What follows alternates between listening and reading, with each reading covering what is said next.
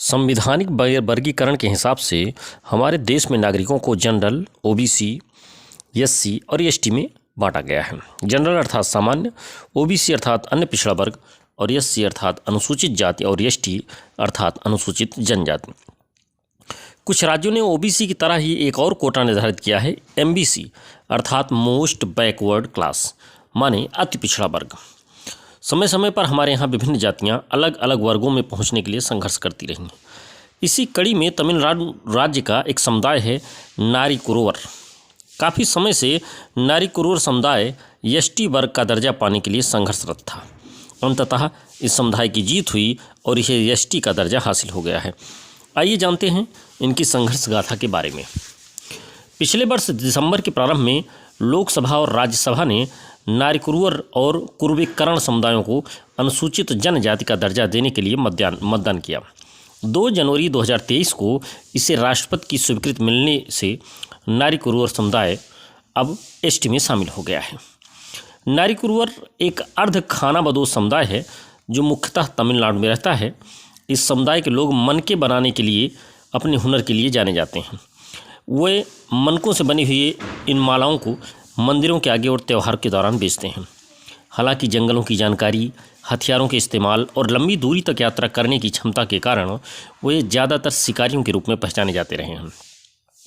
अतीत पर गर्व करने वाले ये लोग अपने पूर्वजों को उत्तर भारत से दक्षिण भारत में आने के विषय में बताते हैं और इस संबंध में तमाम कहानियाँ सुनाते हैं।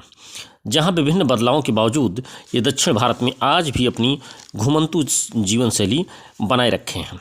अब तक नारी कुरुवरों को सबसे पिछड़े वर्ग एमबीसी के रूप में मान्यता दी गई थी।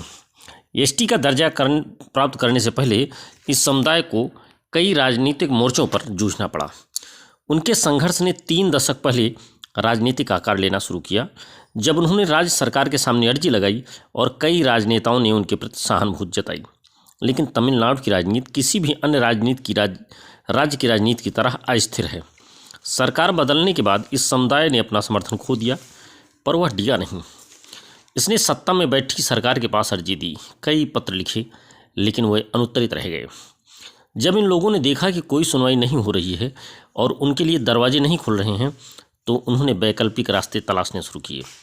राज्य सरकार का पीछा करने के साथ उन्होंने राष्ट्रीय स्तर पर भी ध्यान केंद्रित किया। वर्ष 2016 से वे दिल्ली की संगठित यात्राएं कर रहे थे और कठिन मौसमी स्थितियों के बावजूद जंतर मंतर पर भूख हड़ताल कर रहे थे। मीडिया की उपेक्षा के बावजूद वे अपनी मांग पर डटे रहे। नारी कुरुवरों को एसटी सूची में जोड़ने का विधेयक कई बार लोकसभा में पेश किया गया और यह बड़ा दिलचस्प वाकया है कि वर्ष 2016 में यह उसी दिन लोकसभा के पटल पर चर्चा के लिए रखा गया था जिस दिन प्रधानमंत्री मोदी ने अचानक नोटबंदी की घोषणा कर दी। नतीजा ये हुआ कि देश भर में अफरा तफरी फैल गई और उससे विधेयक पर चर्चा ही नहीं हो पाई। उस झटके के बावजूद वापस तमिलनाडु लौटकर नारी कुरुवरों ने अपने समुदाय के सामने तथ्यों को पेश किया और उन्हें एसटी का दर्जा पाने के महत्व के बारे में बताया। इस बार उनके राजनीतिक प्रयासों ने अंतर्राष्ट्रीय ध्यान आकर्षित किया। जनसंचार माध्यमों की मदद से नारी कुरुवरों ने अंतर्राष्ट्रीय समर्थन की वकालत की और वैश्विक विद्वानों और संगठनों के साथ नियमित रूप से जुड़े रहे। इस क्रम में उन्होंने अपना एक अलग नाम रखा। कई सामूहिक प्रयासों के फलस्वरूप आज नारी कुरुवर समुदाय अपने नए अधिग्रहित एसटी दर्जे का भारी उम्मीद के साथ जश्न मना रहा है।